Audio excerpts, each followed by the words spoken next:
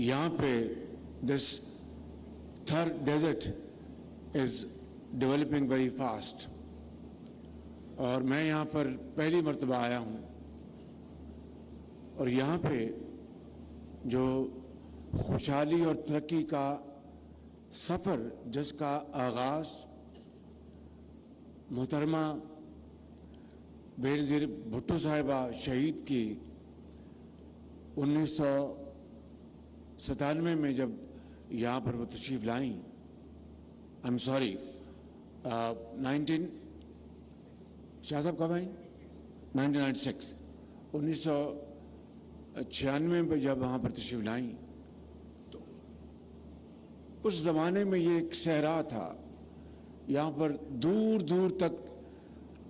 ज़िंदगी के आसार नहीं थे, ना पानी था ना साया था, कुछ भी नहीं था। और आज उस सफ़र को मरहलावार तय करते हुए जिसमें कई ज़ोमा यहाँ पर तशरीफ़ लाए, प्रेसिडेंट आसिफ अली ज़रदारी साहब, मियाँ मोहम्मद नवाज शरीफ साहब, शाहिद अब्बासी साहब, राजा परवेज़ अशरफ साहब और साबिक़ वज़ीर-ए-आला सिंध शाह साहब, वो बहुत हमेशा थर के लिए बड़े कमिटेड और सरगर्म रहते थे। तो ये एक ऐसा सफ़र है जिसने आज यहाँ पर जो मेहनत और शबाना रोज़ जो काविशें हैं उसका यहाँ पर आज बहुत शानदार रंग दिखाया है। मैं यहाँ पे हबको के जो चेयरमैन हैं जनाब हबीबुल्लाह साहब को और उनकी सारी जो टीम है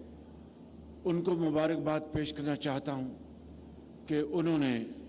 यहाँ पे तमाम मुश्किलात के बावजूद उन्होंने हिम्मत नहीं हारी और यहाँ पे ये आज प्लांट का इफ्तिताह हुआ है। मगर जो सबसे अहम बात ये है जो कि शाह साहब ने की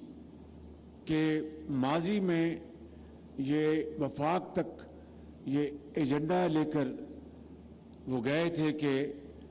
पाकिस्तान में जहाँ पर भी कोयले की बुनियाद पर अगर बिजली बनाने का प्लांट लगना है तो उसकी स्पेक्स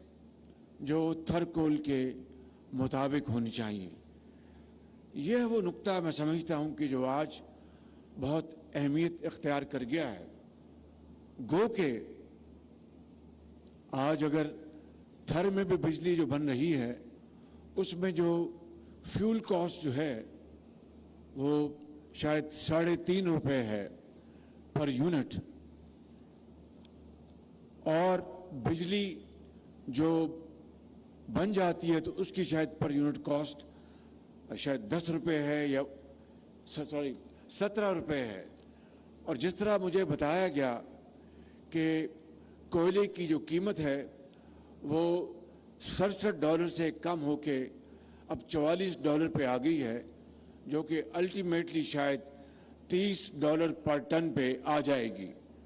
और इस तरह बिजली की कीमत यहाँ पर थर में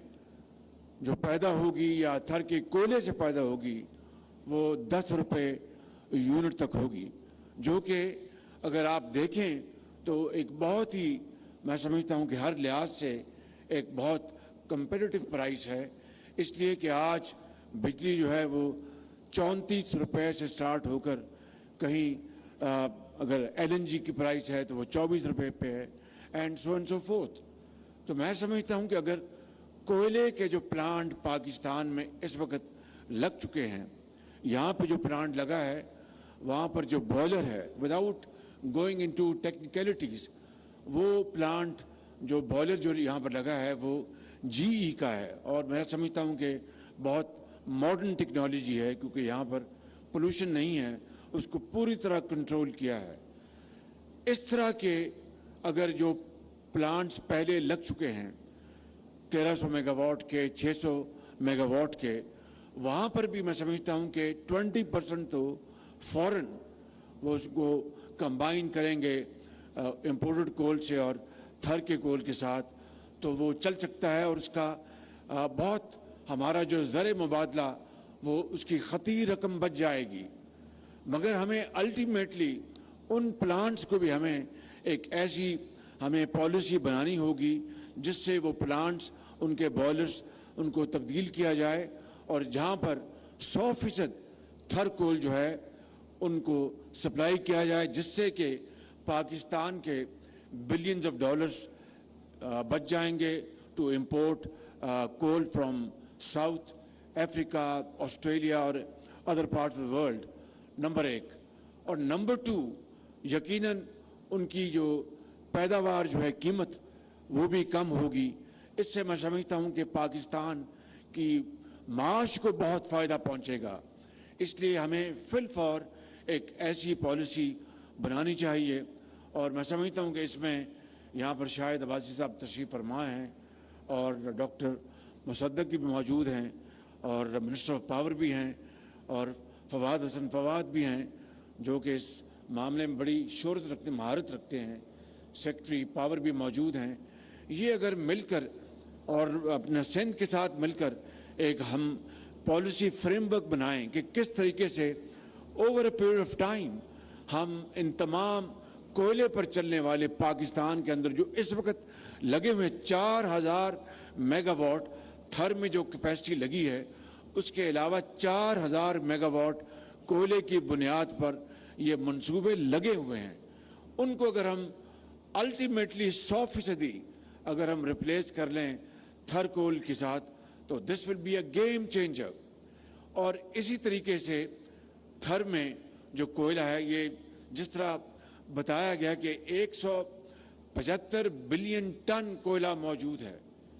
और अगर जिस तरह बताया गया कि 1 लाख मेगावाट अगर आप सालाना बिजली थर कोल से पैदा करें तो 300 साल यानी असहाबे कहफ की जो मुद्दत थी उसके बराबर ही शायद इसकी ये खजाना आपके पास मौजूद है।